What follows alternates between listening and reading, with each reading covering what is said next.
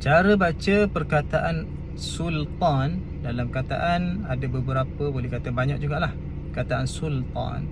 Kesilapan yang biasa dibuat adalah kebanyakannya suka menebalkan huruf lam. Sebab apa tebal? Biasanya sebab terikutlah dengan huruf tebal selepasnya. Jadi macam mana kita nak betulkan? Baik, bagi huruf sin yang berbaris hadapan, kita muncungkan mulut dulu. Okey, muncungkanlah su, su, su. Okey, dekat huruf lam kita kembalikan mulut kepada kedudukan asal. Okey, sul, sul, sul.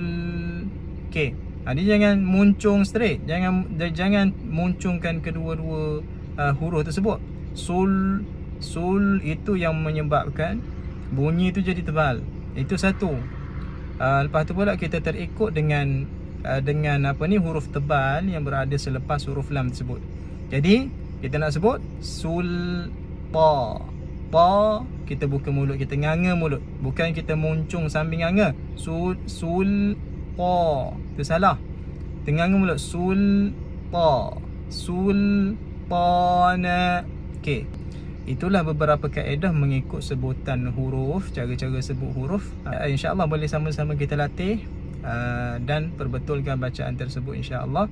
Boleh kongsikan dengan yang lain. Barakallahu fikum.